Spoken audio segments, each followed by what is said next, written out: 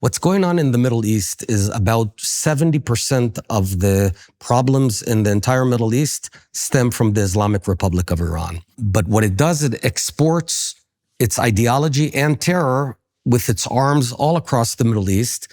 Every country it touches, it ultimately destroys. It's like the anti-Midas touch. It provides them weapons, it trains them, and ultimately it also commands them to generate terror.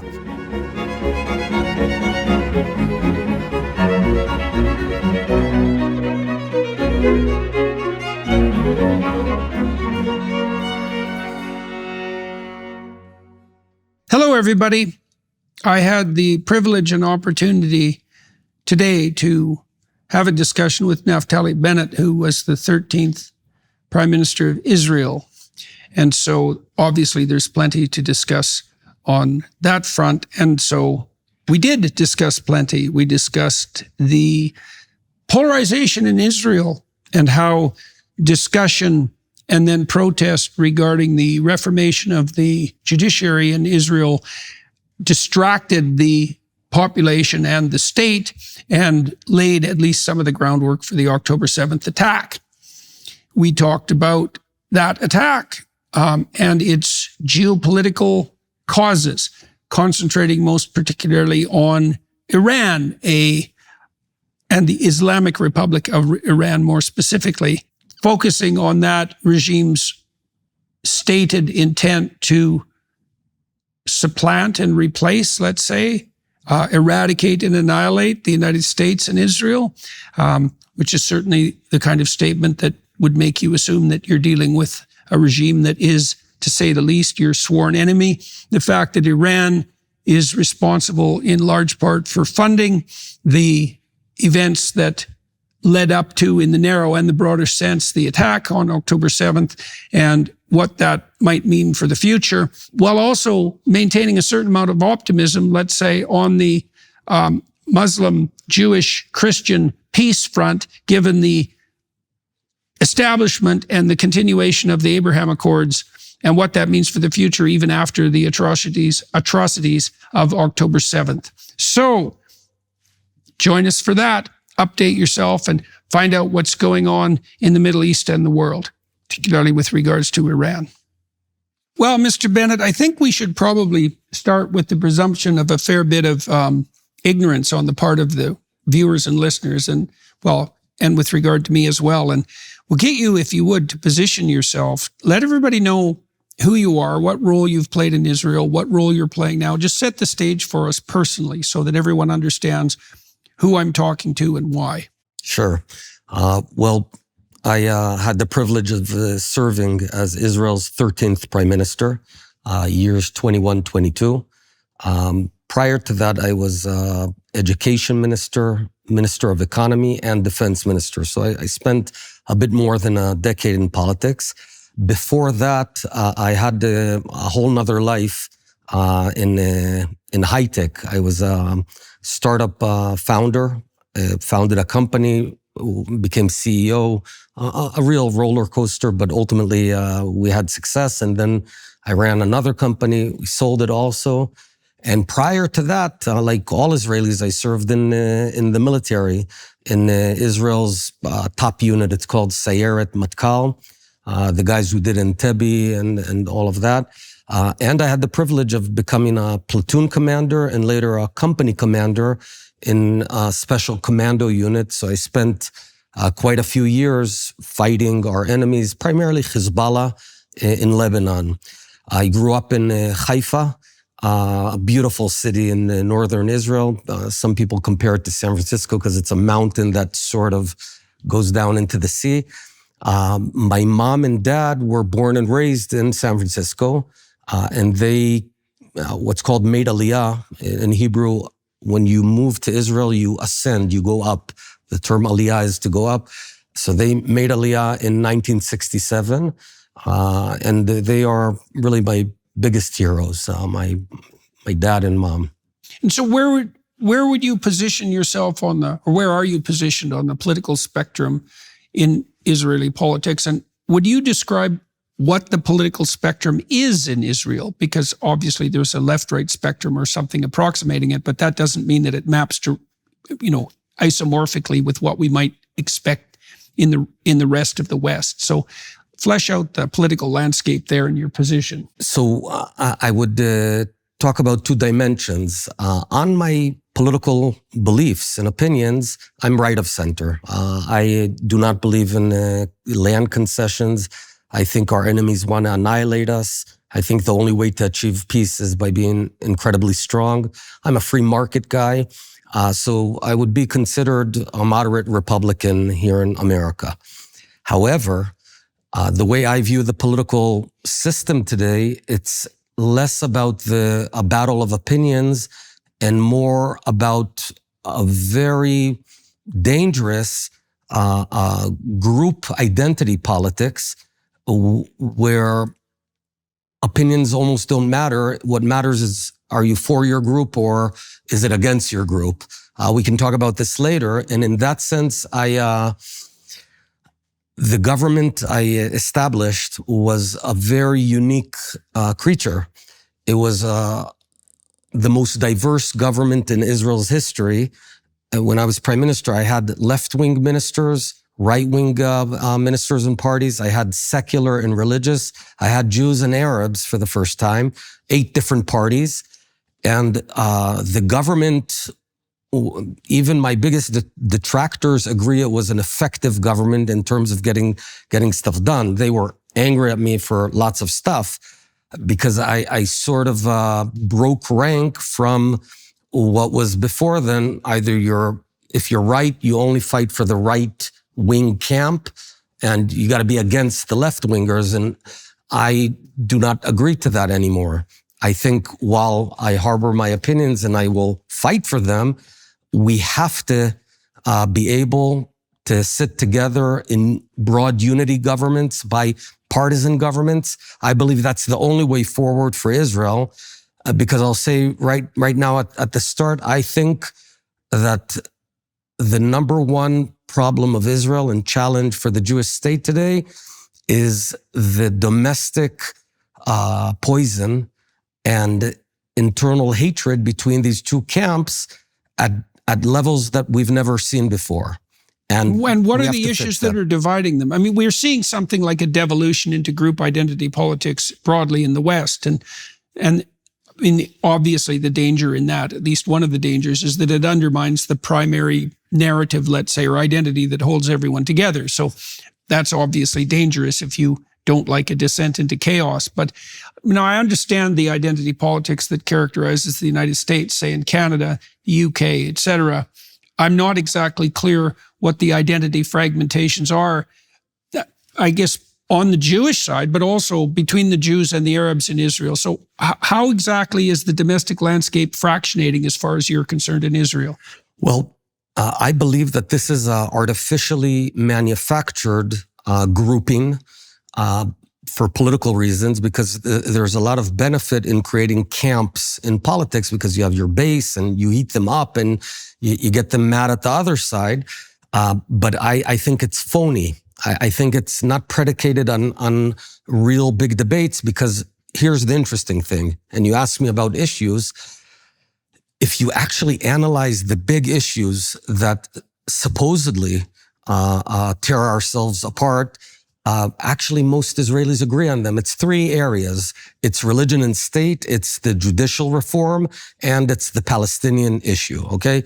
So I can tell you in 40 seconds where almost everyone agrees that on religion, Israel is a Jewish state. We want our kids to love our tradition, to love our heritage, our history, to be knowledgeable about it. But we're also against laws that coerce religion. And I'd say 80% of the Israeli Jews agree on that. So this is a artificial battle, which is done for political reasons. On the judicial issue, also here, there's a fairly simple compromise. Basically, what happened over the past 40 years was the judicial system usurped a lot of power from the executive, from the government. But over the past 7 years, there's been a very gradual, incremental rebalancing. So we have many more conservative judges who say this is not our business. Government, I love hearing that when a judge says this should not come to the court. This should be a political decision. And so the whole craze about the judicial reform, in my opinion, was mainly about the terrible way the government introduced it. It didn't introduce change in order to improve the lives of our people.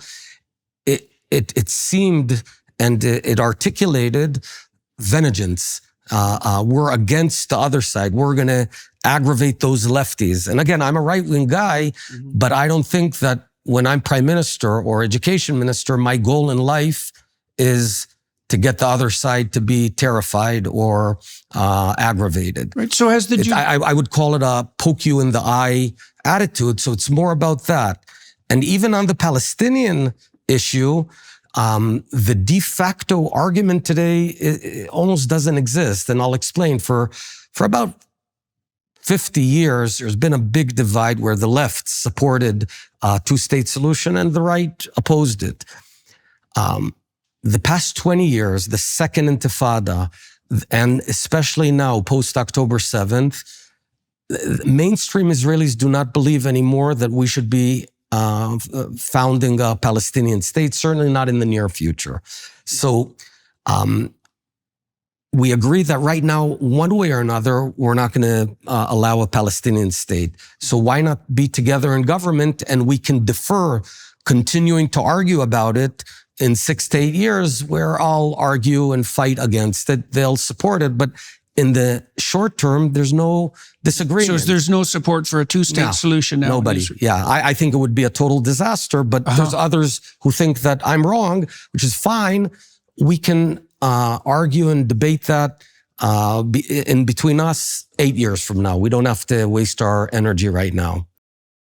Since I joined forces with the Daily Wire Plus, we've built a comprehensive collection of premium content. Get the entire collection of Mastering Life, Strengthen Your Relationship with my series Marriage. In the series on masculinity, discover your purpose. In Vision and Destiny, develop a vision for your own life. You need to do that. My new series Negotiation offers practical steps to help you close a deal where both sides walk away with a win. We're also offering a 3-part series on success, how to strengthen your family and to strengthen your relationships and to aim up. People are struggling with depression and anxiety. We walk through all of that. How do you cope with it? What's the best pathway forward?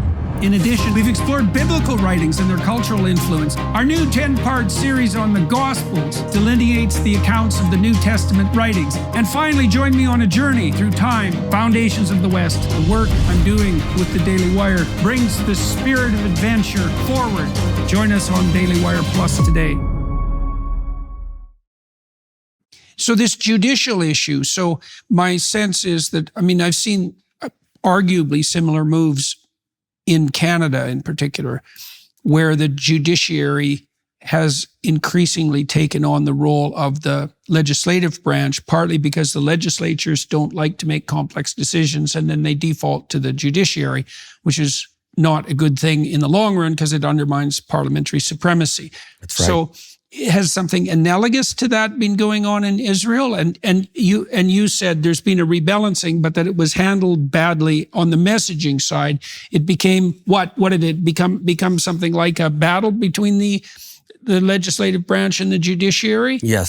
That's well, you basically articulated it precisely right. As I said, in the past, we had a fairly minimalistic Supreme Court that was very hesitant and not inclined to cancel laws or to override the government. It did it from time to time, but on a very cautious way. Mm-hmm.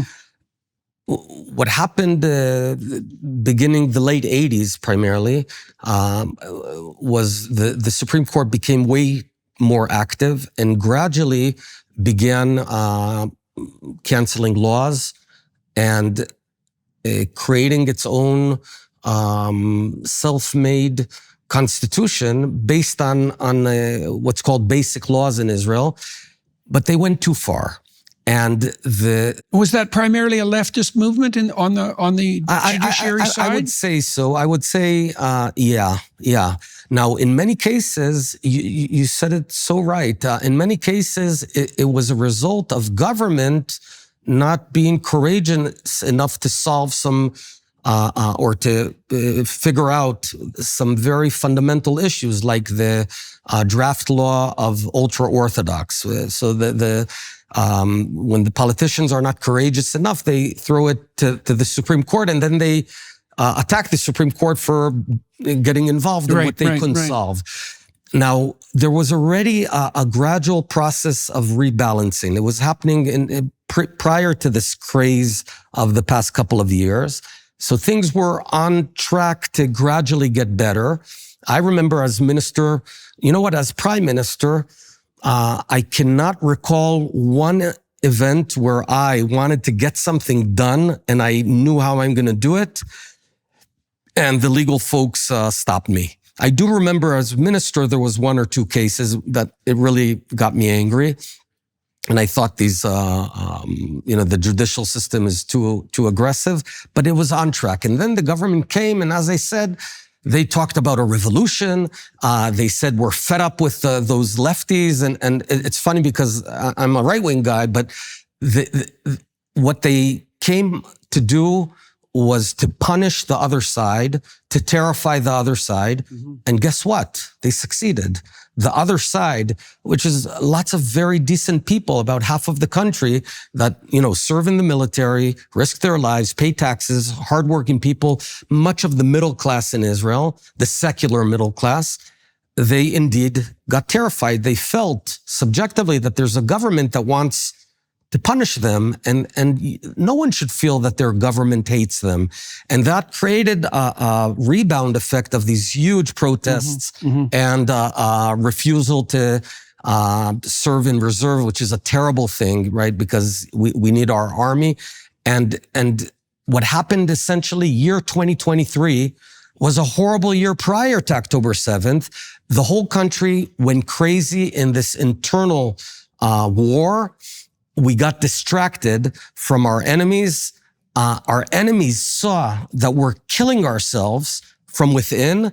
They saw our national immune system is getting weaker and weaker, and they waited, and bam! So you think that was associated with that internal strife? Absolutely. Right? Absolutely. So the cost of internal division. They could have done this attack 2 years ago, 4 years ago, 10 years ago, 12 years ago. We know from intelligence, from hard intelligence, that they were following this. And you know what their biggest mistake was? That they attacked. We were doing a great job tearing ourselves apart. Right. That attack, a horrendous attack, stopped the craze. And now we have another opportunity to get our act together, and we have to seize this opportunity. Mm-hmm. So let's talk about, well, first of all, I'd ask you just for a definition, because there'll be lots of people who don't know this. The Second Intifada. Tell us about Intifada and exactly what it means. The Intifada, the Second Intifada, started in, I believe, October of 2000, where, just as way of background, beginning 1993 all the way to 2000, Israel engaged in the Oslo Accords, a labor-led government led by Yitzhak Rabin, the prime minister that was thereafter assassinated. They believed that we need to reach a compromise with the Palestinians, and ultimately believed in the two-state solution. At that time, I was a soldier. I opposed it, but I could understand the other side. I can understand that they had a theory that if we hand over land, they'll fulfill, the Palestinians will fulfill their national aspirations, and we'll live side by peace. And a slim majority of Israelis support that. Yeah.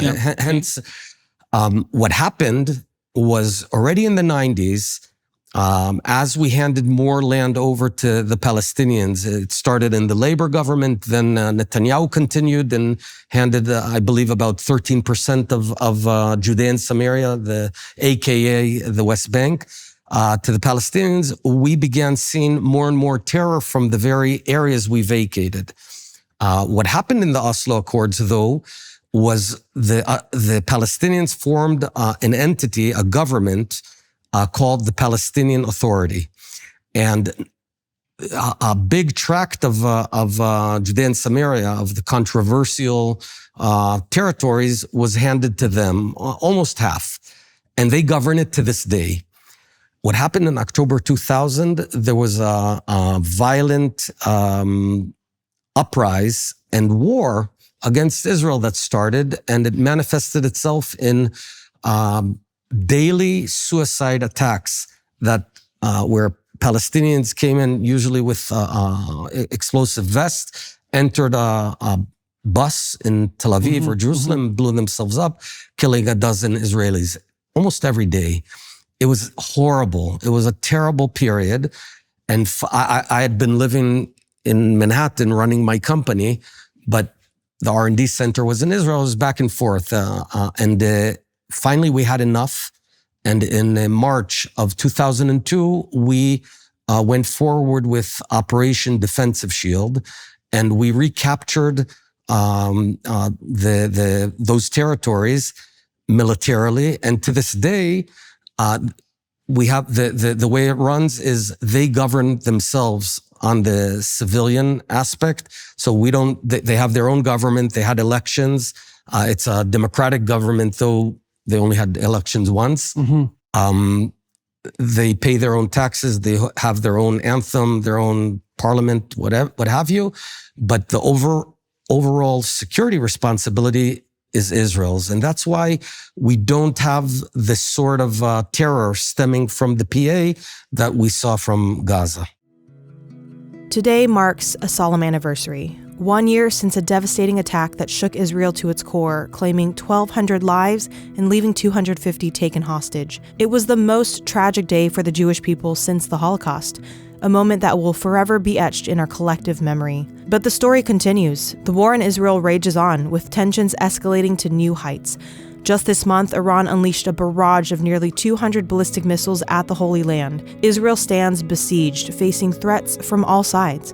In these harrowing times, the International Fellowship of Christians and Jews stands as a beacon of hope. They're on the ground providing vital support, food, shelter, and safety to those caught in the crossfire of this crisis. Since the war started, thousands of reservists, everyday Israeli citizens, have left their families to serve their country. Soldiers have been injured, and their families need support. This is where you come in. Your gift of $45 can make a world of difference. It helps the fellowship provide essential supplies to these families, ensuring they don't face hunger while their loved ones are on the front lines. To help the fellowship continue this urgent work, please go to jordanforthefellowship.org and donate now. Your support can be the lifeline these families desperately need. That's jordanforthefellowship.org. Okay. So let me switch a bit to I'm going to ask you a complicated question. I want to lay out, if you don't mind, how the situation in Israel looks to me. Not that that's particularly important, but it'll give you a chance to restructure the story if necessary. Sure. I want to tell you how it looks to me from the outside, and I've been trying to sort this out very carefully in my imagination so that I can have a clear head about the circumstances in the Middle East. Okay, so I'm going to start with the Abraham Accords, and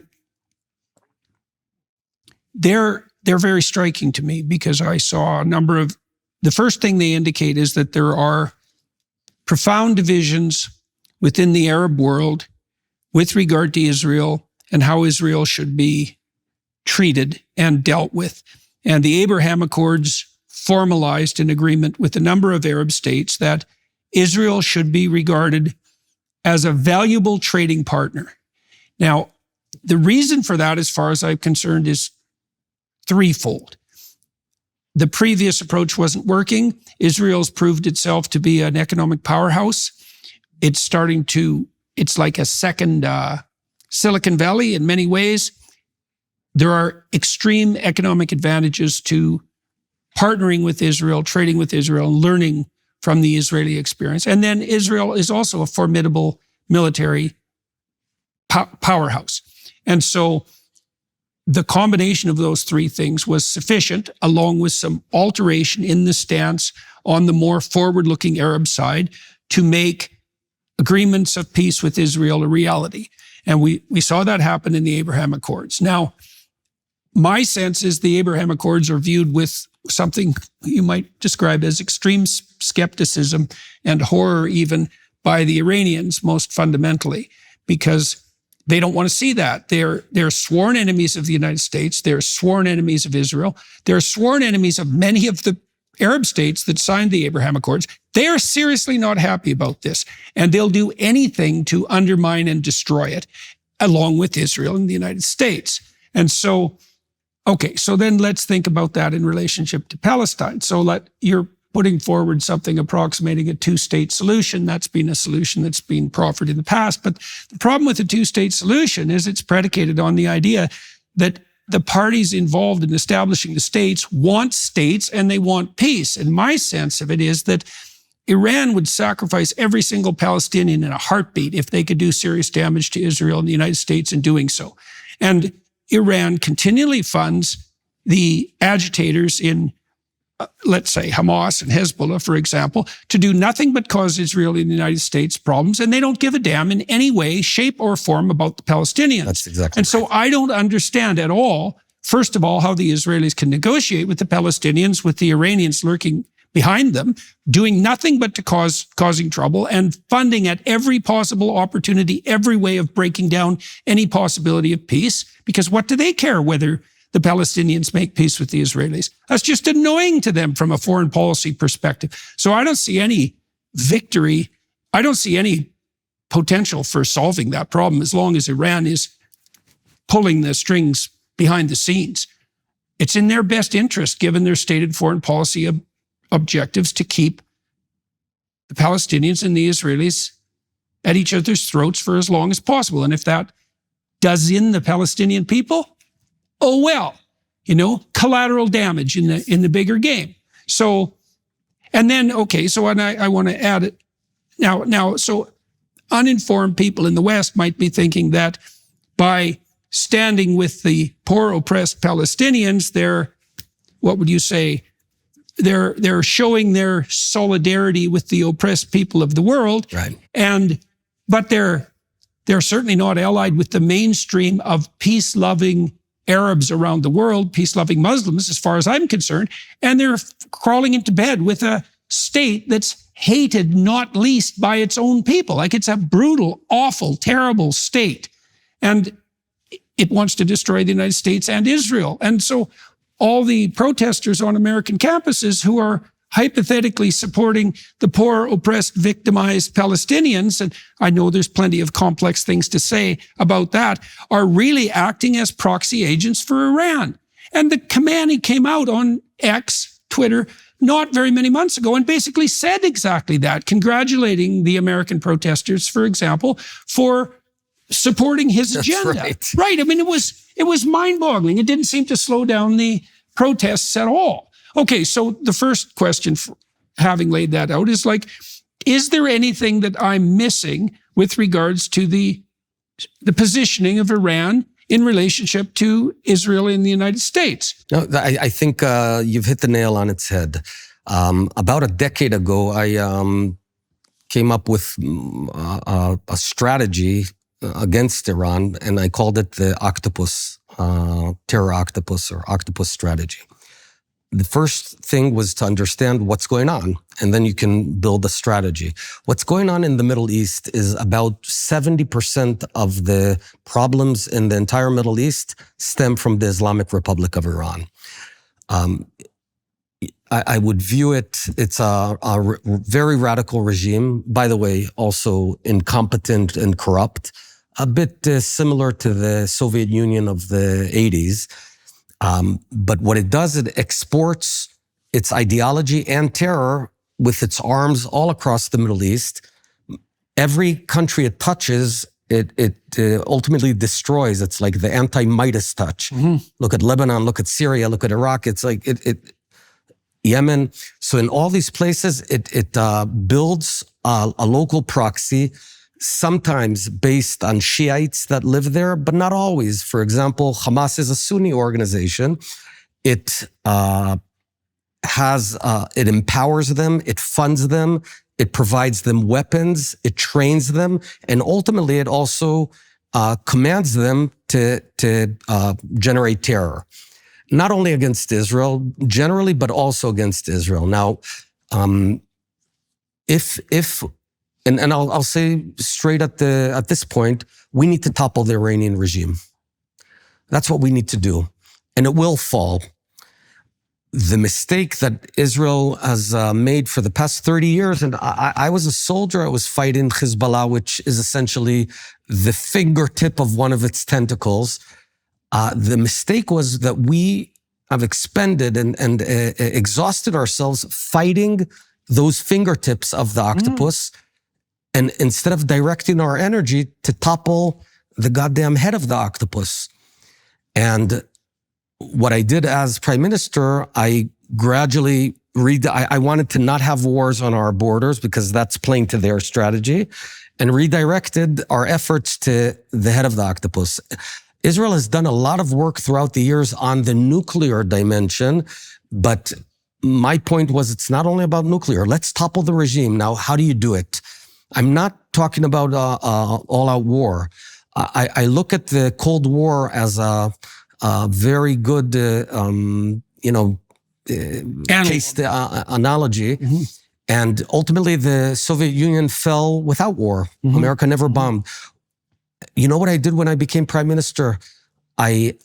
The first month on my job, I dedicated to deep study of Iran, its society, its economy, and what America did in the 80s to accelerate the toppling of the Soviet Union. It turns out America did a lot. Reagan's America empowered oppositions in Eastern Europe. Why can't we do that? It strengthened the enemies of the Soviet Union in Afghanistan, Mujahideen, etc. Later, it had unintended consequences. But my point is that we need America and Israel and the West to apply tremendous diplomatic, economic pressures and overt, cyber, lots of stuff to accelerate the demise of Iran. This regime will fall because it's much weaker than we think. Mm-hmm. So to continue the what sort of support do you think the Iranian government has in Iran itself? I mean, my sense is... Very little. It's despised by its people. I'm saying this as a fact. Yeah. It has all the plagues of this sort of regime. The children of the leaders are all corrupt, driving in their cars, Lamborghinis, whatever, while the people in many areas of Iran don't even have good tap water. Right. And it could be a very rich country. It is. And it was doing quite well in the 70s. It's on that huge. So I believe that this regime will fall either, but it could be in 50 years or it could be in 5 years. And what I did when I met the Biden administration and the folks there outlined a bunch of about 30 different vectors of action that we can take, soft action, and sort of divided the job between us and them. There's some areas that we could give you an example. Every time there's protests there, you know what the first thing the regime does? It turns off the internet. Mm-hmm. So you can't communicate. Why don't we ensure that the internet's on with technologies like Starlink, etc.? Mm-hmm. There's lots of stuff, easy stuff, cheap stuff that we can do to accelerate the toppling. All we need to do is help the Iranian people, which are a great people. And unfortunately, my successor discontinued this policy, but I think it's time to go. And so what do you see happening in the West, in the United States, with the rest of the Western countries with regard to their stance contra Iran? And I'd like to hear about what you think is being done that's actually effective, and also what you think is being done that isn't effective or counterproductive. Well, by and large, they're not doing enough. And everything I described, there's a bunch of moderate Arab states, Saudis, Emirates, Bahrain, Egypt, let's say Jordan. There's lots of subtleties here, but I would just say all of them hate radical Islam. Hate radical Islam in one of two strands, either the Shiite strand, which is Iran, or the Sunni strand, which is the Muslim Brotherhood. They can't always voice this publicly, but they need Israel to lead the way. Their biggest dream is for Israel to step up to the plate. And up to the plate and what in relationship to radical Islam? Fight radical Islam, weaken it, choke the money. There's so much that we can do with great ROI. I mean, it's not the most complicated stuff that we're not doing. America is perceived in the region, and I'm not going to talk about one side or another, as unstable and sort of doesn't see things through. So, you might be there today, but you're out tomorrow. And in this sense, Israel is there. We're here to stay. We didn't choose our neighborhood, but we're stuck in the neighborhood, and we're a reliable partner. Granted, October 7th, we took a hit on our credibility because it should not have happened. But I think we're in the process of strengthening again, and stuff that's happened over the past month or so that seemed pretty clever. That's the sort of thing that we got to be doing.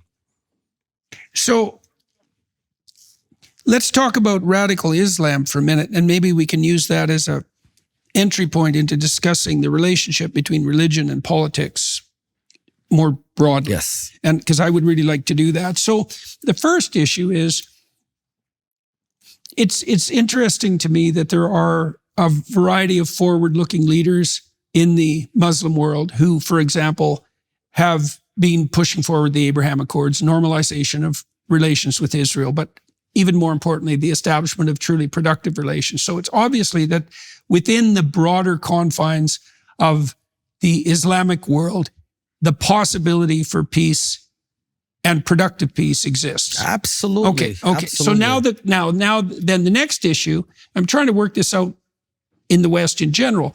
So, there's always a percentage of truly bad actors in any population. Yes. So the psychological data indicates that the prevalence of pure psychopathy in the population is, to be conservative, let's say 3%. So those are seriously bad actors. And we want to say a few things about the psychopathic types. Okay, so they're Machiavellian. They only use their language to manipulate for their own benefit, right? They're parasitic predators. That makes them psychopathic. They're narcissistic, which means they want undeserved attention and will do anything to get it. And to top it all off, because that's not enough, they have strong proclivity towards sadism, which is positive delight in the unnecessary suffering of others. Okay, so these are bad actors. Now, the question is, how do they operate? And we actually know the answer to that. They like to hide behind a mask of victimization, because that's very effective. So the psychopathic types are always claiming that they're the victims and that there are people they can identify as oppressors, and that the moral thing is to stand with them. But the other thing they do is hijack the political agenda on both sides. So, for example, the psychopaths will use compassion to manipulate the left, and they'll use free speech issues to manipulate the right.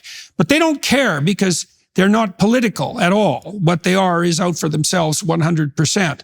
And then what even makes the situation more dire is that the psychological literature indicating that the psychopathic types can be rehabilitated is dismal, to say the least. They can't. That's no. Good to know. No is the simple answer. And again, I'm speaking, let's say, of the 1% of criminals who are responsible for 65% of the crimes. It's not corrigible. Okay. Now, a person who deviates from the path of law and order and makes a mistake once, that's a whole different issue. But I don't think that this is the explanation to what's going on in the Islamic world. Because while there are psychopaths, like Saddam Hussein was a psychopath, definitely, and Yahya Sinwar was a psychopath, I'm not sure other radical Islam leaders are necessarily psychopaths. I think they truly believe that the world needs to act according to Sharia law. Well, this is what I'm trying to untangle. It's like, it's such a difficult thing because you have on the one hand, the obvious fact that there's much movement in the Islamic world to establish peace with Israel and to move their populations forward in a productive manner. But then you have this core, and separating out the religious claims from the manipulation of the religious claims by the self-interested psychopaths. That's a very difficult thing to manage. I think what undermines this case is the numbers. I don't have the data regarding what percentage of Muslims support radical Islam. I'm not saying they engage in terrorism, but they support. My hunch is a fairly high percentage, and we can't just attribute. Are they better? Okay? I'm going to push back slightly because fine. We're I'm debating. wondering. Is that also because it's easier for the psychopathic, self-interested manipulators to manipulate a comparatively undereducated population and to get away with their claims that really what they're doing is abiding by the doctrines of the one true religion? Right. Because when you're dealing with a population whose fundamental ideational structure is encapsulated within a single religious viewpoint, it's a lot easier for the bad actors to manipulate that. So they definitely use this, first of all, to deflect all their incompetence. Yes, definitely. But that doesn't mean you're a psychopath. It just means you're a cynical person that you want to continue governing. I've seen lots of people do that. And I think I'll tell you what I think about how we need to go about fighting radical Islam. And this is something that evolved. I think, especially in the case of Gaza, everyone asks me, but Hamas is an ideology and you can't kill an ideology. That's half true.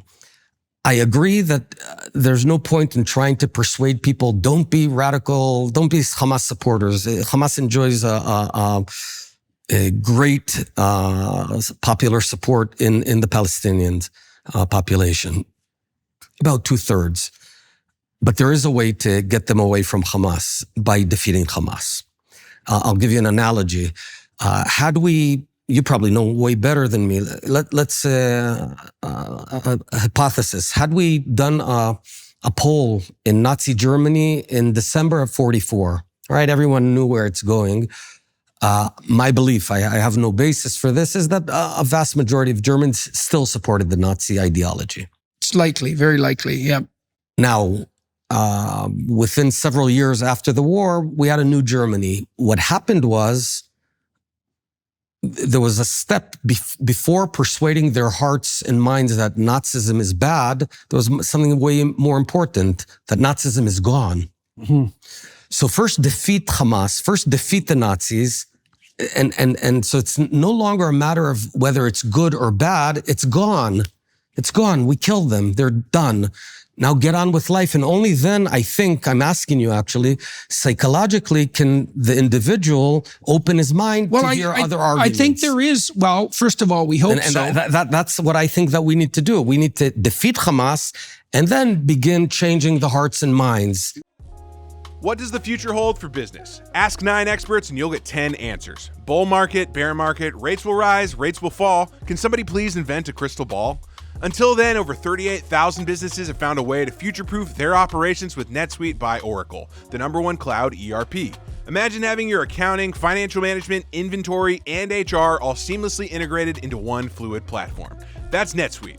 With this unified business management suite, you're not just juggling numbers, you're wielding a powerful tool that gives you the visibility and control to make quick, informed decisions. It's like having a map in a maze of market uncertainties. Real-time insights and forecasting? Check. It's like peering into the future with actionable data at your fingertips. And here's the game changer. You'll be closing your books in days, not weeks. That means less time drowning in paperwork and more time focusing on what truly matters, steering your business towards success. Here at the Daily Wire, we are proud to partner with NetSuite because they are leading the way in future-proofing operations for businesses around the world. Whether your company's earning millions or even hundreds of millions, NetSuite adapts to your needs, helping you respond to immediate challenges and seize your biggest opportunities. Speaking of opportunity, download the CFO's Guide to AI and Machine Learning at netsuite.com/JBP. The guide is free to you at netsuite.com/JBP. That's netsuite.com/JBP.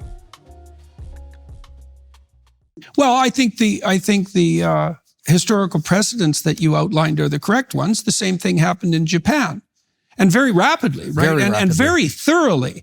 I mean, Japan went from that warlike state that it was to a very peaceful and productive society overnight. Well, and you can say exactly the same thing about Germany. So, yeah. And thank God for that. All right, so there's good historical precedent. Yes. Whether that's the relevant case, that's a different issue. But it's not unreasonable. Happened. We have no success in sustainable Arab democracies. Mm-hmm. It's just a fact. You look. None of the countries in the Middle East, even the stable ones, are democracies. And it gets you thinking that maybe we're trying to implement something to square a circle, and maybe there needs to be some sort of hybrid. I'll give you an example. One of the great leaders today, I believe, is Sheikh Mohammed bin Zayed of the Emirates. He's a remarkable guy. Are the Emirates a full-blown democracy? No, they aren't. But is he doing good? Is the vector a good one? Absolutely. And so we have to be creative about these sort of things, not impose our values and structures where it won't necessarily succeed. Well, we don't. This gets us farther down the religious rabbit hole too. We don't know what the grounds for democracy are. Right. Democracy emerged in its modern form as an offshoot of Judeo-Christian culture. And I think you can make a strong case that, and I've felt this particularly from studying the thinkers of the Scottish Enlightenment, is that once the presumptions of Judeo-Christian morality are axiomatic, it's possible to erect a democracy that's functional and stable. That's very interesting. There are preconditions for liberal individualism. And one of the preconditions is that your society is basically peaceful and everybody trusts one another, right? And then now you can all go out there and be individual and liberal and vary in your creative ways, and that'll work. It isn't fluke, obviously, that there aren't functional democracies in the Arab world. Now, why there aren't functional democracies are a hard thing to pull off. And there's many places in the world that don't have functional democracies are hard in America and in Israel as well. Yes, exactly. And they've had a hard time really getting themselves going in South America, for example. Yeah. And like the countries that were settled by England tend to have functional democracies, and countries that were settled by any other country, France, Spain, Portugal. And Israel's a remarkable miracle in that sense, because the Jews had been in exile in diaspora for 2,000 years. They didn't have, we were organized in small communities, not as a nation. And to have these folks come from all around the world back to our homeland and form a stable democracy, it in itself is a miracle. That's for sure. Well, but when you think about it, it makes sense, because Judaism, as it evolved in the diaspora and previously in the two previous states we had in Israel, was a very democratic and open for debate society. Yeah. Let me tell you something. Open for debate. Debate is at the core of Judaism. When you have the Orthodox Jews study Talmud essentially, people don't know what I'm about this. Talmud is sort of the law code of Judaism, but the Talmud's not about the bottom line. It's not a book of rules. It's you can fill a library with it. What it is, it's debates between rabbis. They debate the most arcane, strange topics, but no one cares about the bottom line. You learn to debate. It's a very intellectually challenging thing. It's like a combination of mathematics and logic. Mm-hmm. But it's all about debate. And then 400 years later, rabbis in Europe continued or in North Africa continued the debate. Discussion. It's layers of debate. And the method of study in Judaism is also unique. It's called chevruta. Here's how they taught Jews for millennia. Two guys sit one next to another and learn together and debate. That's what they do. You don't sit, the structure was not a teacher in a classroom. And we've been doing this for thousands of years. And I believe, by the way, that's part of the secret of the startup nation, is that we're such a debating people. At its best, it brings you innovations. I remember in my startup company, we were yelling at each other the whole time. You know, anyone who came into my company heard screaming between the VP R&D but it was positive. At its worst, it can tear apart societies when the debate is not for the right reasons. Mm-hmm, mm-hmm. Yeah, well, so that means upward-oriented debate. Well, it seems to me that that implies that maybe one of the things that the Jewish state and Christian or Judeo-Christian democracies have in common is something like a conceptualization or an embodiment of the logos, right? The idea that the way that you make progress forward is through thought, and that's mediated by speech, and that speech has to be free and it can be intense. Yes. And so think about that. The most respected person in the community for those 2,000 years was the rabbi. And the rabbi was typically the smartest guy. He was best at studying Talmud. That's how the most famous rabbis like Maimonides, who was also a physician, and the first and foremost, they were the best at study.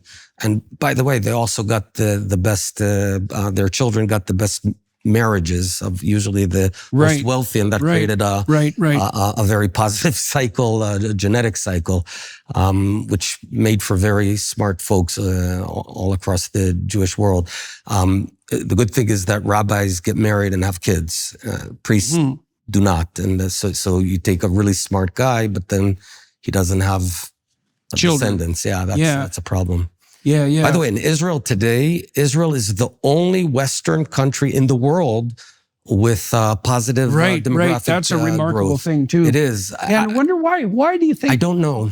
You don't know. I don't know. I have all kinds of ideas. By the way, people think it's only because of the ultra-Orthodox, because they do have a lot of kids. But even if you carve them out, the secular are also net positive. You need 2.1 to retain a population. We're at about 2.3 with the secular, and all in all at 3 kids per family. I don't know exactly why. Yeah, well, that's a real mystery. I mean, it seems to indicate something, it's a wild hypothesis that there's a certain degree of existential threat that might optimally facilitate the desire to have children, right? I agree. I think that's part of it. You can be more cavalier, I suppose, about life in general. Like, one of the things I noticed about being in Jerusalem, I've been there a couple of times, is the intensity of life. It's unbelievably intense place. Jerusalem is intense, yeah. And people, in some ways, people are conducting themselves as if tomorrow is uncertain. Now, they're wealthy and they have opportunity, but tomorrow is still uncertain. And I wonder if, Hemingway said at one point that every generation needed a war to sort out what was important, and sufficient existential threat might play that role of focusing. And you're on to a very salient point. And because October 7th shook us. I was born in 72, a year before Yom Kippur War, which was sort of the last time that we thought existentially that we were at a threat. So I cannot remember it. And my childhood in Mount Carmel in Haifa was very similar, by the way, to the mountains over here. Was a very standard and regular Western childhood.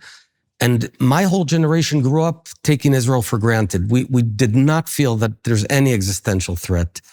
October 7th shook that complacency. We now understand it again. What's evolved from October 7th, by the way, this is a fascinating insight that not many people are aware of. On October 7th, basically there's two stories. One is a massive institutional failure of the state of Israel on our most fundamental objective, which is to protect Jews from pogroms, from a long massacre and Jews being helpless. You know, we've always had terror, but a terror attack usually wraps itself up within 5 seconds to 5 minutes. It's done. This was different. Mm-hmm. So it was a huge failure of intelligence, of operations, and the government melted down for the month subsequent. So that's the bad news. But the amazing news is that we discovered that the younger generation of Israel, boys and girls, let's say from 18 to 40, are incredibly strong, tough, courageous, willing to sacrifice their lives. Let me illustrate this. On that morning of Sabbath, October 7th, as the news percolated, thousands of Israelis, boys and girls, got in their cars, civilians, and drove down to the Gaza area to fight and defend people they've never met, their brothers and sisters that they've never met. Many of them lost their lives while doing it. That is the supreme level of courage. And you know, I was in Manhattan on September 11th. That's where my headquarters were. I remember the buildings on fire, and there was a river of people running away to the north or walking very quickly to the north. Only the firefighters went south, which is okay. People move from harm's way. Mm-hmm. But this younger generation on October 7th just went and fought, sometimes with their bare hands, sometimes with a pistol, against machine guns. And these boys and girls are the toughest we've had. And, you know, when I compare them to boys and girls of their age, let's say 21-year-olds, let's say here in America, I do a lot of universities, and I see the nonsense that they're being fed with or the way they're being developed versus our kids. Mm-hmm. It's not that I would choose this. It's a horrible thing to have to fight wars. But we are developing, I coined a term, a nation of lions, a courageous younger generation, tough, resilient, being embedded with values of work ethics, working as a team, dedicating yourself, spending 10 months fighting terrorists. And then I see what kids here, you know, they need the right pronoun, otherwise they're triggered, and they need a safe space and microaggressions and all this nonsense, which neurotic suffering builds very feeble people. Because I have a newsflash: the world out there is a tough world, and you need strong kids. And the reason I'm so optimistic about the next 50 years of Israel, this is our finest generation. You remember American GIs came back from Europe, and they carried America for its best 50 years, from 45 to, let's say, 2000. These boys and girls, including my own son and daughter, my oldest son, Yoni, he's now joined the army in a combat unit, but he was still a civilian this year. You know what he did the entire year? He volunteered with children of evacuees and went to do farming because we didn't have hands to do it. My daughter was volunteering in farming, but they're typical. They're not unique. And I'm so darn proud of them. And I know that year of farming or fighting is developing them so much more than any university. So by the time they're going to enter the civilian world after army, we are manufacturing these super men and women who are going to carry Israel forward. Innovation, self-reliance, responsibility. They're going to be amazing. When we think about wildly successful businesses, we often focus on their great products, cool branding, and brilliant marketing. But there's an unsung hero in their success stories, the business behind the business that makes selling simple. For millions of entrepreneurs, that business is Shopify. Shopify is home to the #1 checkout on the planet. And here's the not-so-secret secret. With Shop Pay, they boost conversions up to 50%. That means fewer abandoned carts and more completed sales. Our marketing team uses Shopify every day to sell our merchandise, and we love how easy it is to add more items, ship products, and track conversions. In today's market, growth-minded businesses need a commerce solution that's just as flexible and dynamic as they are. Whether your customers are browsing your website, scrolling through social media, or wandering into your store, Shopify ensures you're ready to sell. Ready to elevate your business?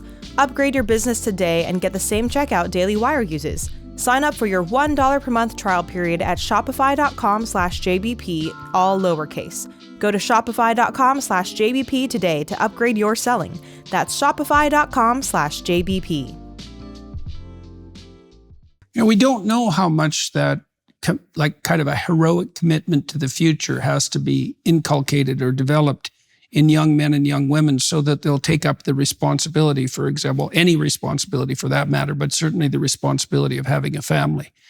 And I guess part of the problem possibly with being wealthy and secure is that it always appears as though you can put things off. Yes. Right? You can always wait another day or another week.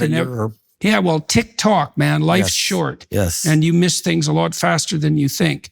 And so, like I've calculated, for example, and I think this is about right, that the typical person is lucky with regard to, so we know, for example, that half of women in the West now will be childless at 30 and half of them will never have a child, right? That's 90% of them appears will regret it. That's 1 in 4. So it's 1 in 2 at 30 who don't have a partner or a child. This is already, I came back from South Korea last week. Yeah. They're at 0.8. Yeah, You're not having kids. Exactly. And you're going to have one kid who's going to have to support 4 grandparents. Yeah. It's not sustainable. Well, and I was thinking about establishing a relationship. You're a fortunate person indeed if you get to try out 5 people in your lifetime. Like people don't understand how constrained the choice realm is, even for people who are highly successful. Like you could easily be, I imagine it's probably 1 in 5 people who don't have 5 people to choose from.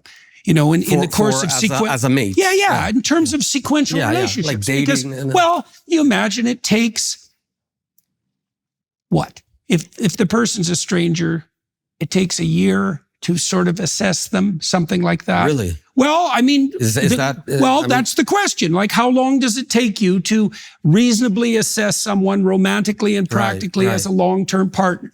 It's going to be something between 6 months and a year. Because not that I'm not espousing this, but the ultra-Orthodox Jews, they don't have any of this. They have set marriages. They have an opportunity to meet 3-4 times, but that's about it. And then they get married and with very low divorce rates. Yeah, well, I cannot attest whether they're happy, they're unhappy. I have got no idea, but it's very interesting. It gets you thinking. Yeah, well, definitely. And it's a complicated problem to solve. And so you're lucky if you have 5 kicks at the can. And that's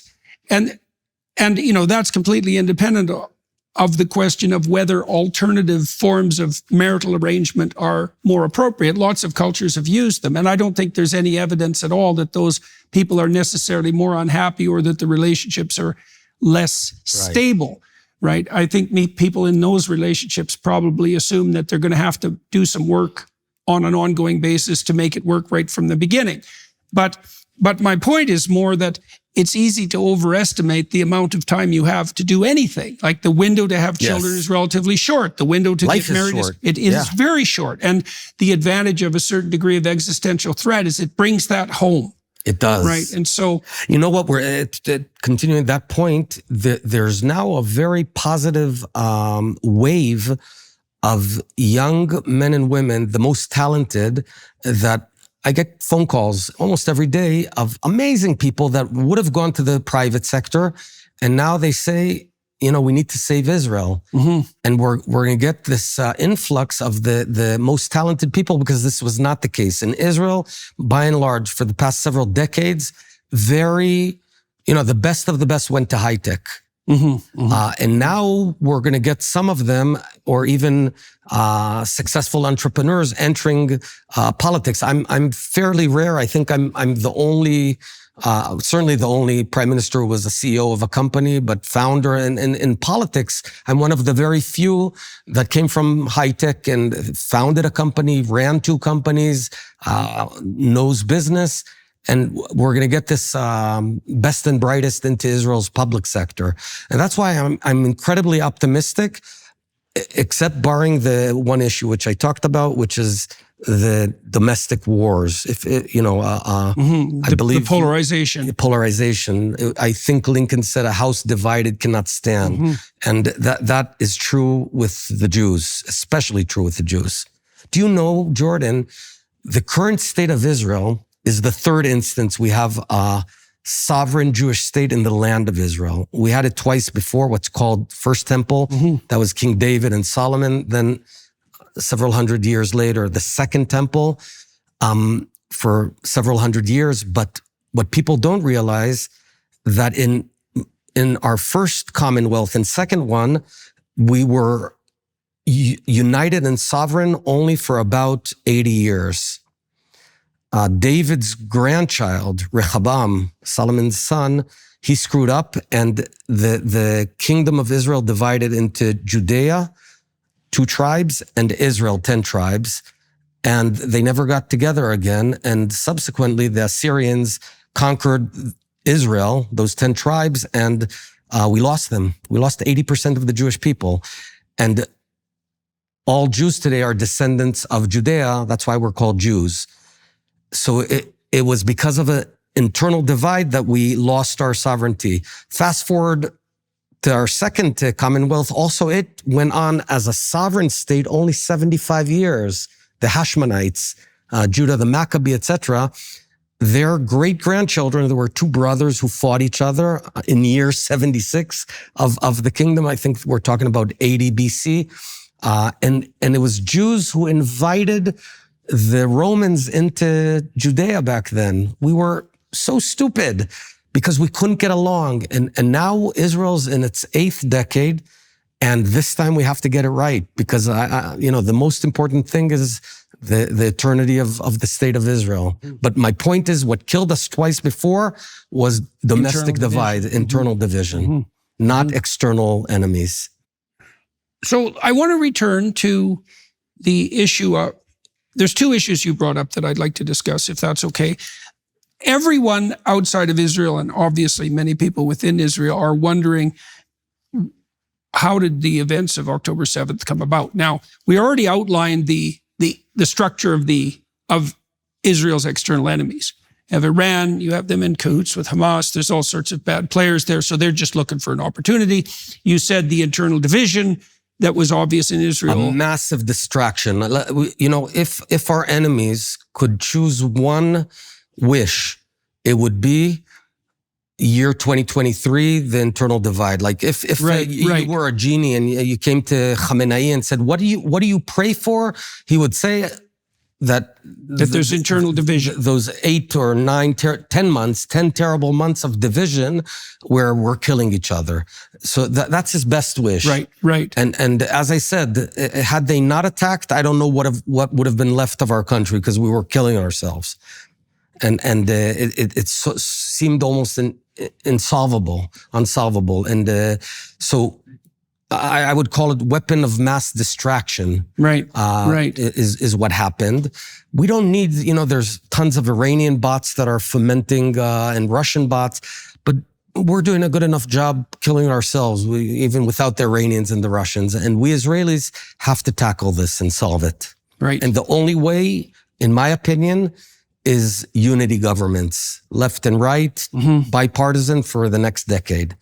To bring the warring sides together. Yeah, because you're in the tent, Right, well, you are anyways, right? You're stuck with each other anyways, regardless of how divided you are. Well, the same thing is the case in the United States with the 50-50 divide between the Republicans and the Democrats. What you've seen over the past 30, 40 years, that those famous polls that would you have your child marry someone who's Democratic if you're a Republican, and the huge divide which happened in America, and that sort of thing might happen in Israel if that's where it gets terrible, because it's fine to have different policies, but I won't marry someone who, whose parents hold a different political opinion. Yeah. Because it's not about opinions, it's about tribalism in the negative sense. Yeah. So one of the things that's very mysterious to outsiders, and as I said, likely Israelis themselves, is like, how do you account in a non-finger pointing way, let's say, for this apparent massive security failure? Like, when I look at that, I think I'm trying to put myself in the position of the security people, and I know, a tiny bit about security, having to be concerned about it from time to time. It's a lot harder to keep things secure than it looks. Yes. There's lots of points of attack and entry. And unless your state is totalitarian to the extreme and you're watching everyone for every second, God only knows what your enemies are going to get up to. Well, I think there's a couple of things. So we talked about one, the fact that we weakened ourselves and distracted ourselves. I mean, quite literally, we were focusing not on our enemies, but on ourselves. And by the way... Right, so fragmented attention. And think of when you have very talented and smart people using their energy to kill each other, they'll do a good job at it, because Israelis tend to be very talented and smart. So if you direct it inward, you'll kill yourself. That's definitely, I think this would not have happened if we didn't have that horrible year of 2023. I also would say that this is sort of a rule in history of mental rigidity of leaderships, sort of what happens in terms of intelligence. Think Stalin Barbarossa. Stalin Barbarossa, you had the German army amass hundreds of thousands, I believe even millions of soldiers on the border with the Soviet Union. You had all the information there, but there was a concept and a worldview that he was convinced that there's going to be peace with Hitler, and he didn't let the facts confuse him. To some extent, that happened here. We looked down at Hamas. Hamas was sort of the weak little brother. The government had erected, this big wall and fence with all these gadgets and technology, and it was a sense that it cannot be penetrated. And then when the facts began coming, I think there was a not good environment in the intelligence system that did not foster dissent. The best things happen when anyone can speak up. And at the end, a military organization is not democratic. And somehow we know now that some people had thought that there would be attack, but they were silenced. It's a terrible thing. What I try to do in any organization I run, whether it's a high-tech company or a platoon or Ministry of Education or Prime Minister, I have a habit of trying to bypass the whole hierarchies and talk to the end people. Almost on a random basis. I give out my cell phone number so I can hear what's going on. But it's hierarchies are very dangerous in that sense. So you think there was some stultification within? Yes, because you have some distraction, some presumption, some stultification of. Yes. Okay. So now let's turn to this issue of the defeat of Hamas. You talked about your optimism with regards to the restructuring, the potential restructuring of the attitude of people in Gaza if the Hamas enterprise was taken out. Yeah, so, I want to qualify that. Yeah? I'm not sure. Okay, fine, fine. I can talk about abilities. I can't talk about motivations. I don't presume that we have the abilities to drastically influence motivation. What we can do is set up a civil entity there, governed by a combination of Egypt, local competent folks from Gaza, Saudis, Emirates, and immediately stop the incitement in the mosques, in the media, and in the schools. If we do that, it might succeed, it might not. Right. I don't know. Right. And that incitement, what proportion of that do you think is I know you don't have an exact number, but what's your sense of the degree to which that incitement is continually fomented by Iranian actors, for example, funded at least? Well, it's in Gaza, it's a mix between the Iran, and the Muslim Brotherhood. Muslim Brotherhood is a fairly effective movement. Turkey, it governs Turkey and Erdogan, who's a real bad guy. And in Egypt, there's a lot of grassroots support for Muslim Brotherhood. Tell us about the Muslim Brotherhood. We talked about Iran a little bit. Inform us a little bit about the Muslim Brotherhood and what it constitutes, its origins, and so forth. I believe it started fairly early in the previous century, and the idea is to radicalize the people and ultimately to govern by Sharia law, by religion, precisely. And so it's an independent variant of the same ethos that possesses the Islamic Republic of Iran. Right. Though Muslim Brotherhood is Sunnite, and Sunnite, whereas Iran is Shiite. Right. So it's a different strand of Islam. Muslim Brotherhood does a lot of social activities in order to garner popular support, and it's a fairly simple ideology in that sense. And they have branches everywhere. Okay, so let's talk about the military and sociological aims of Israel post October 7th. So, first of all, I guess here's a bunch of questions. How effective has Israel's military campaign been? What do you say to people? I mean, there's constant agitation with regards to the genocide that Israel is conducting in Gaza, and so, what's your view of the manner in which this defensive war has been conducted? And then I'm very curious, what's a vision of victory? I'm always curious when a war breaks out, and this is because of the way it started. In some ways, it's its own unique entity. But I'm very confused about what victory would look like. Sure. And what's the victory? What is victory defined by Israel now in relationship to this? Because you could win the war and lose the public opinion battle, for example, absolutely. Which wouldn't be good. So I'll answer question 1, 3, and 2. Okay. So how's it going? Well, the military itself has been very successful. Very effective. The soldiers, the reservists especially, Israel is based on a massive reserve service. So you continue doing reserve till about 45, age of 45. However, in my opinion, the government lacks a coherent strategy and did not outline what a victory is. That precise question, we've never been told, what does it actually mean?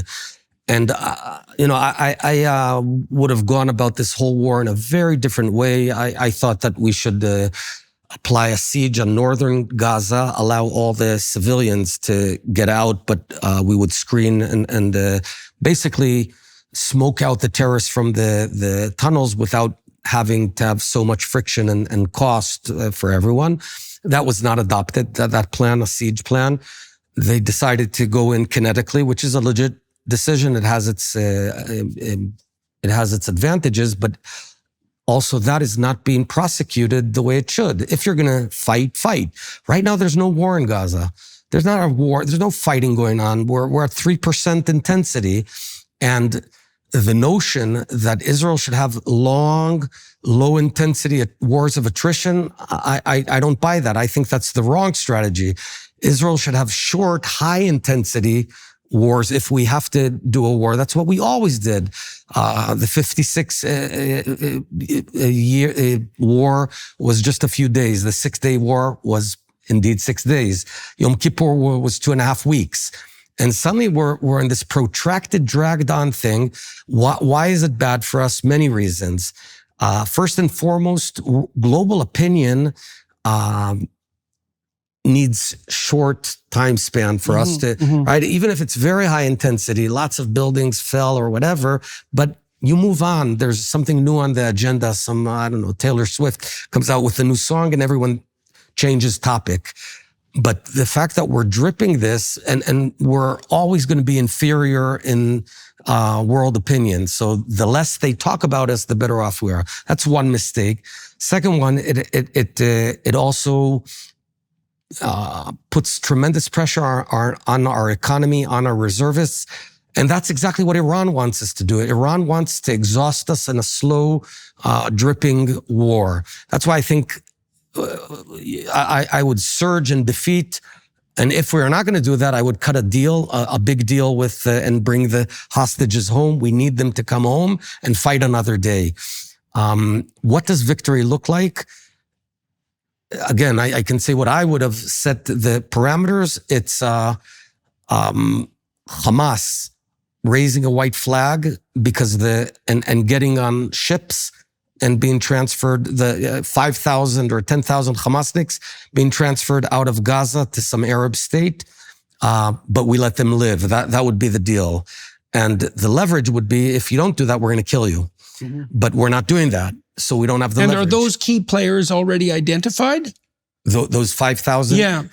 We ultimately we're probably going to be able to kill Yahya Sinwar, and get the hostages home. We have 100 hostages that Hamas is still holding. 100 Israelis that were kidnapped from their beds at 6:30 or 7 in the morning, just citizens of Israel. And the most fundamental ethos in Israel is you don't forget anyone. You don't leave anyone behind. And this is unacceptable. In the U.S., there's been widespread protests, especially on university campuses, but also spilling through the cities. And you see that in London, for example. You see it in France. It's a worldwide campaign. And so, first of all, what's your sense of how those campaigns were organized and who's lurking behind the scenes there? And then I guess the next thing I'd like to know is what you have an opportunity, many opportunities, but this is one of them at least, to say something to people who believe that they're on the side of the good when they're protesting Israel's actions in the Middle East after October 7th. So let's start with those protests emerged very rapidly, and they're very, very, very, very well organized. I mean, I've seen the plans, for example, for the protesters and their community at UCLA. I mean, it's a multi-pronged unbelievable strategy. Yeah. So it's at hand, right? And I believe they pulled in the Antifa types and the professional protesters, and they more or less know what they're doing. But it works. Clearly, it's working. I see here a merge of two different strands that almost are opposite of each other, but in a peculiar way, they merge. The first one is radical Islam. We're not going to change any of their minds, and I believe that there's significant money, Qatari money, Iranian money, being funneled towards this. Qatar, by the way, is in my eyes a terrible regime whose hands are soaked in blood. And they have a facade of World Cup and this and the Olympics and stuff like that. But they play a two-sided game. They foment, support, fund terror as we speak, and they pretend to be Western, progressive folks. And like Iran, everyone at least knows that Iran is a terrible regime. So that's one strand. And the other strand is radical, progressive, woke idiots, for the lack of a better term, naive people who view the world in a neo-Marxist frame where there's always a victim and a victimizer. And Israel, look, I've got white skin here, so I'm the bad guy by definition. Forget the fact that the land of Israel has been my homeland for 3,800 years. Forget the fact that much of those 3,800 years, we had a state in Israel. And when we weren't in that state, we were praying 3 times a day. I pray every morning. we will return to Jerusalem. Now we are in Jerusalem, and it's incredibly difficult to pull someone out of that frame, because basically, if you're the aggressor and he's the victim, he's allowed to do anything. He's allowed to murder people, torture people, because he's the victim. And factually, that just is not true. The Arabs have huge areas of land. I think hundreds of times the size of Israel. I'd let your viewers know, they probably don't know, Israel in its entirety is the size of New Jersey. Mm-hmm. That's how big we are. Mm-hmm. It's a tiny, tiny country. Mm-hmm.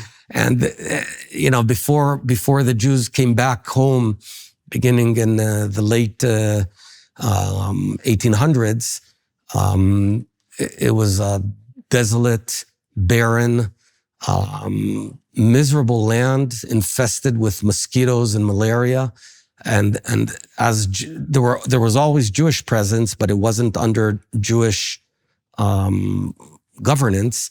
But as Jews came around the world and began to flourish this desolate land, Arabs began coming from Iraq, from Egypt. In their names, Palestinian names, many of them are called El Masri, which means Egypt. Masr is Egypt. El Baghdadi, El this, El that. So you see that, which is fine. That's okay. But go get a life. Stop being victims. Go build your future. And it seems to me that their core ideology is to prevent us from having a state, and not rather than them having their own future. Mm-hmm. Yeah, well, the victimizer narrative is a very you pervasive. Tell me though, because tell me, why are so many people against Israel, and what can we do about it? You're the psychiatrist here. Well, I think part of it is the politics of envy. The Jews are the perennially successful minority. Even in the story of Exodus, the reason that the Pharaoh rises up against the Jews is because they're disproportionately successful in Egypt, even though the Egyptians were beholden to them not long before that. They're disproportionately successful. Okay, so Joseph helped Egypt thrive. Right, absolutely. So part of that narrative is that the influx of Jews was actually of great utility to the Egyptian population.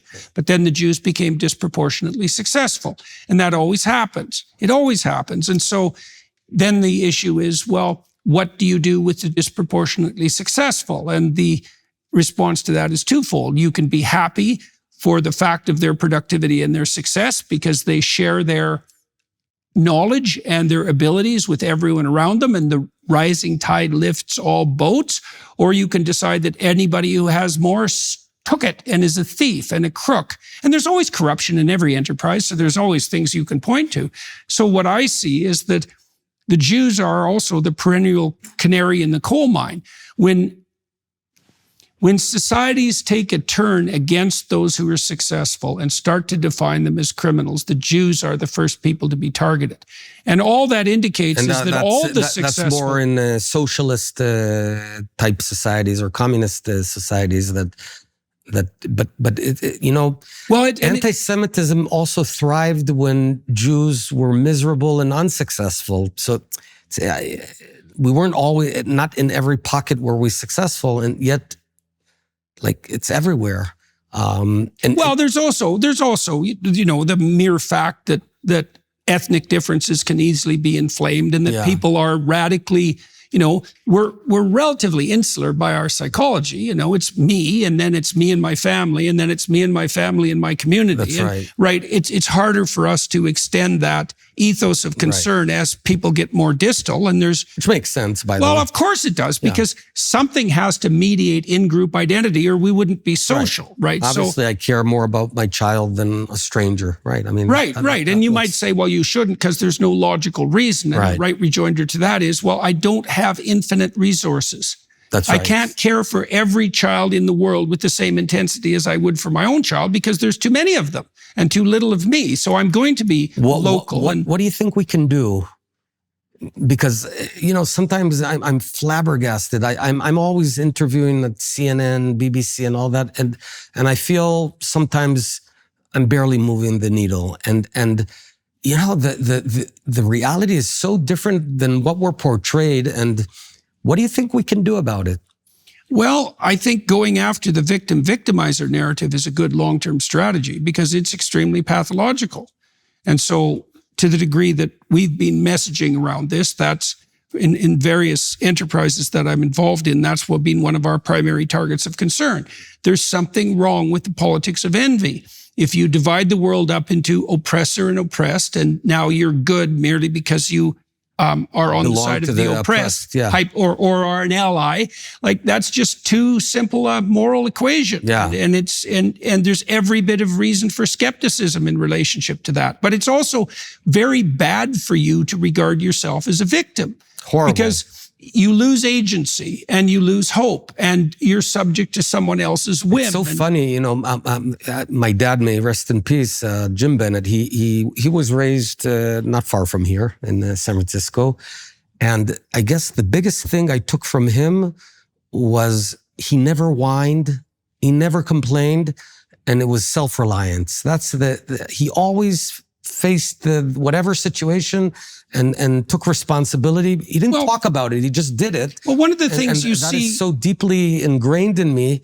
And that's why when I see, whiners, and not to say that there isn't discrimination. There's plenty of suffering and discrimination. Yeah. And there's discrimination and people don't have the same starting point, but it's such a, how will it be able to sustain itself, this ultra-progressive movement, if they manufacture people who are designed to not take responsibility? So it ought to collapse ultimately. Well, historically, movements like that do collapse. Right. Envious, resentful movements collapse. They don't work.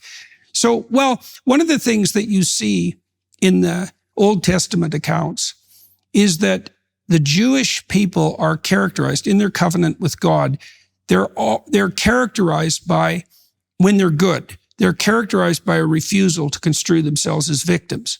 So the main upward thrusting theme in the Old Testament accounts is the fact that the Jews always presume that if there's punishment wreaked upon them, that's a consequence in some manner of their own insufficiency and not the... Though in the desert during those 40 years, they were whining. They were complaining and whining. Right. But they're not... That might be the reason that they had to spend 40 years and die out. It is why. So the next generation... It's exactly why. They're also not presented as morally laudable for presenting themselves as victims. Right. Right, because Moses is on the side of God, and God and Moses share the opinion that the Israelites who are whining away as they make themselves away so painfully through the desert, lost as they are. By the way, if you've ever been to Sinai, if you walk quickly, it could take 7 days. Right. Well, so the upshot of the story is that if you're confused and resentful enough and you have the habits of slaves,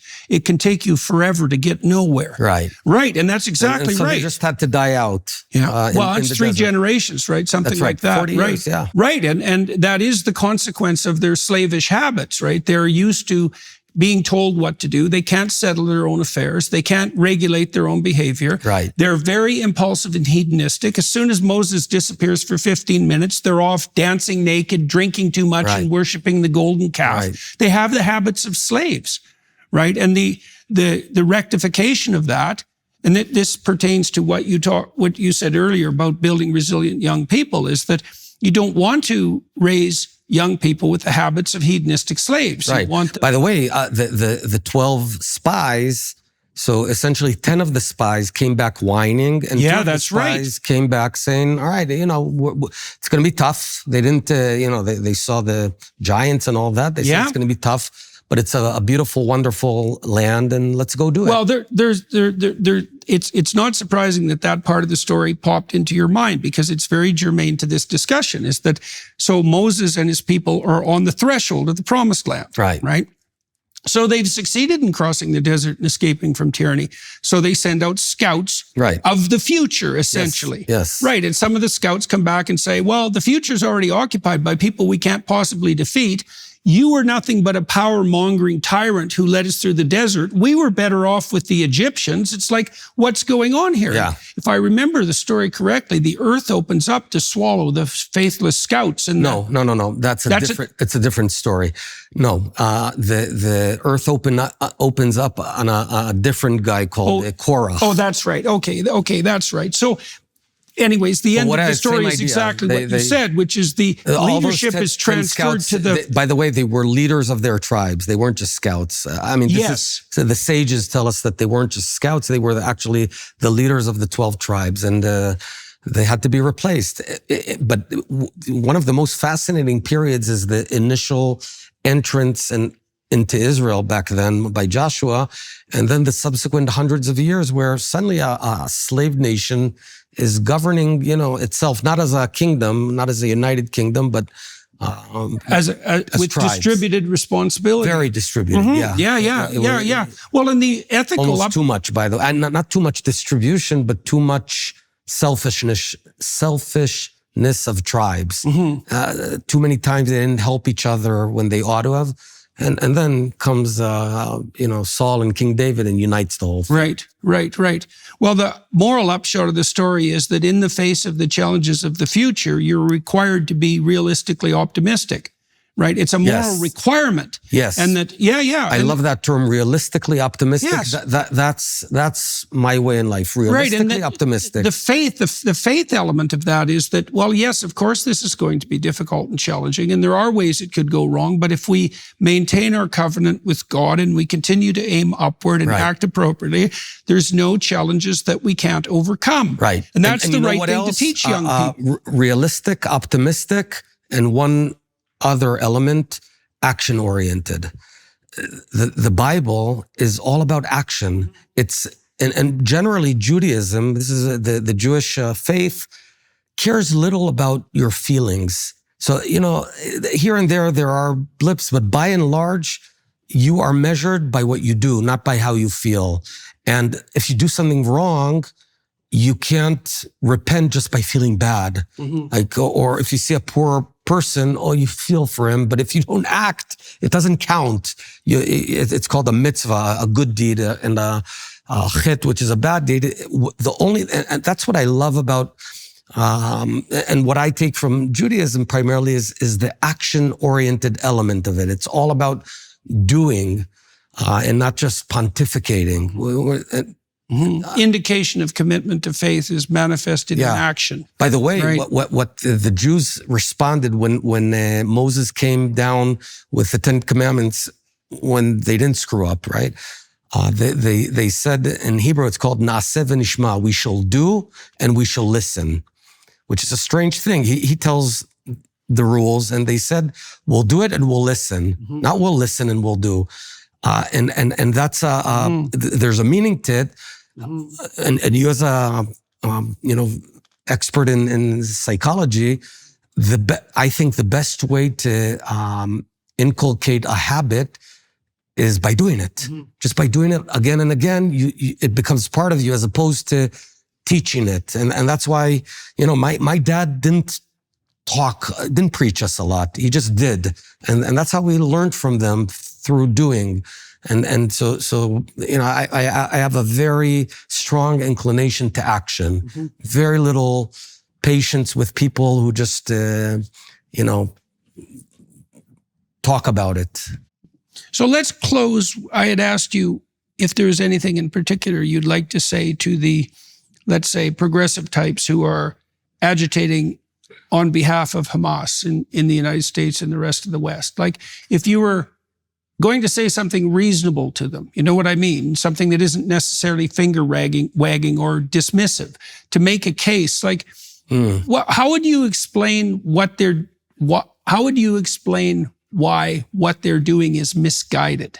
Well, I would start with talking about the state of Israel and its beauty in the following sense.